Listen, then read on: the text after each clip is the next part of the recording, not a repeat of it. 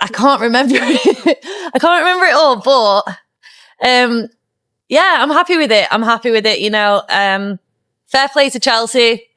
Not many people call out, you know, high level people, and I'd like to say that I'm a high level, but I feel like I train hard enough. You know, I put everything into this sport, so the pressures are kind of just something I take with everything. But I just kind of know I'm confident in myself that I've done enough when I get in there. So, in the harsh world of combat sports, where fame is earned with blood and broken bones, Dakota Diva rose not as an ordinary fighter, but as a storm meant to crush everything ahead. Her name was not made by marketing. It was not shaped by promoters. It was forged through violence, through total control, through the crowd screams, and the silence of her beaten foes. From her very first step into the cage, people realized they were seeing something frightening. This was not just a woman with quick hands and knockout strength. This was a predator. Left hand coming down from the top. Mauldin kicking away. Stop. Fight. Ditcheva asked her to stand back up. Mauldin the body. More body shots. This one first round finish for Dakota Ditcheva. And it was the body work that really did it. The body work, the variety, the high, the low, and her range and distance. Fresh from her crushing first-round TKO win over Lisa Mauldin, the dangerous Dakota Diva gave an exclusive post-fight interview. Dakota described how the punishing body shot came naturally in the heat of the moment, looked back on her undefeated streak, and spoke about the message she sent to the entire flyweight division. She also talked about the San Antonio crowd, reacting to both the cheers and the USA chants during her walkout, showing the calm and confidence that make her one of the PFL's brightest stars. This wasn't just another victory. It was Dakota's arrival as a true force in the women's flyweight division. Is that always the game plan? no, to be honest, I just threw it in the moment. I just saw it and threw it, so it paid off, and that's kind of just what happens when I fight. It's just natural. In this exclusive post-fight interview, Dakota Ditcheva reflects on her dominant performance inside the cage. From the instant she landed the first knockdown, she knew the fight was over. Dakota shares her mindset, the countless hours of training with her brother, and how her natural rhythm in the cage mirrors their practice. With honesty and humility, she credits her brother for molding her into the fighter she has become. This is not just another win. It's a look into the relentless work and commitment driving Dakota Ditcheva's rise to power. Down in that first one, I knew she wasn't going to get out of the round. So, body work after your last fight? Yeah.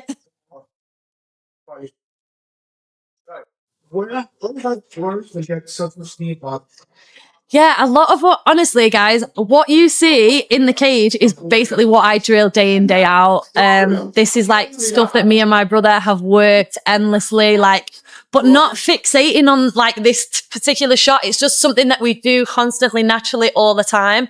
And I feel like it's not something I look for when I go out there. It's just, it happens. Like a lot of the things you see, we say to ourselves, like afterwards, let's get this video out and like put them together, and you'll see that the way I fight is the way I hit the heart. Content creator Houston Nightcrawler reacts to the violent clash between Dakota Ditcheva and Lisa Mauldin.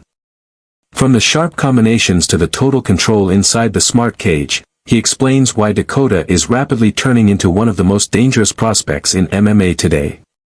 Drawing comparisons to legends like Ronda Rousey and pointing out the raw brutality of the sport, Nightcrawler shares his unfiltered take on what makes fighters like Dakota Ditcheva the toughest on the planet. That combination nasty. That was nasty. That combination was nice. Yeah, she's nice though. Is she in the same weight class as Ronda Rousey? Dakota Ditcheva! Dakota Ditcheva. Those knees were brutal. Yeah, she nice, bro. Right, MMA is brutal, bro. That's why I don't know if I want no smoke. I don't know, man. But then they can beat their boxers, so MMA fighters is the baddest on the planet, bro. For real though, man. But y'all let me know what I'm to see next, man. And hey, man, I'm about to check out some Dakota Ditcheva responds to the rising jealousy and frustration from fellow PFL fighters over her quick climb in the MMA spotlight. After another dominant performance, Ditcheva openly addressed how her growing popularity, both as a dangerous contender inside the cage and as a highly marketable star outside of it, has stirred mixed reactions among her peers. Again, there's a reason why you're getting the attention you're getting, but do you feel a little bit of jealousy, a little bit of envy that you are in the position you're in? And again, not like they handed you anything. Yeah, no, definitely. There is definitely a little bit of jealousy, I think, and a bit of frustration from a few fighters. And I get it. But like you said, it's a business. Like, we have to be able to sell these fights in order to get paid. Like, if you want to get paid, do something. Like, make your fights like exciting or PFL CEO Peter Murray gives his take on the rapid rise of Dakota Ditcheva and her undeniable star power in MMA. From her explosive showings inside the smart cage to her expanding global fan base, Murray highlights why Dakota is quickly becoming one of the sport's most talked about fighters. He explains how her fighting style, charisma, and dominance are shaping her into the face of the PFL's next generation of superstars. Was made to bring out Dakota Ditcheva to showcase her a little bit at today's press conference. Obviously, look, we know she's a big star. The promotion sees a lot of potential in her.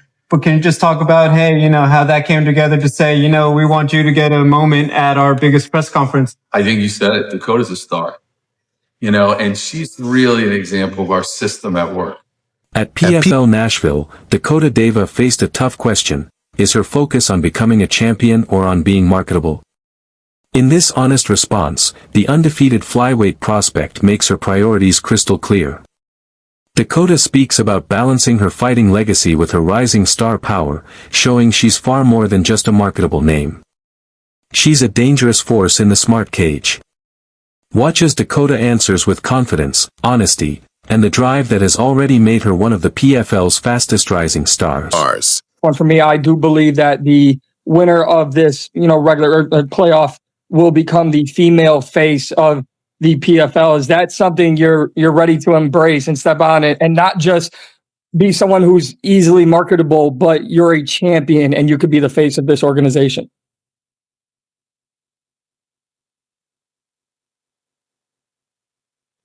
Yeah, for sure. That's what I want. I want to definitely, I'm not really bothered about being the face of anything, to be honest. I'm going to keep turning up. Any opportunities I get to fight, I'm going to show up on the night, which is what I always do. And, continue to be a professional face on the camera and really build myself. And at PFL Nashville, Dakota Ditcheva faced a tough question. Is her focus on becoming a champion or on being marketable? In this honest response, the undefeated flyweight prospect makes her priorities crystal clear. Dakota speaks about balancing her fighting legacy with her rising star power, showing she's far more than just a marketable name. She's a dangerous force in the smart cage. Watch as Dakota answers with confidence, honesty, and the drive that has already made her one of the PFL's fastest rising stars. I can't remember it all, but I'm happy with it. Fair play to Chelsea. Not many people call out, high level people, and I'd like to say that I'm a high level fighter. So fair play to her for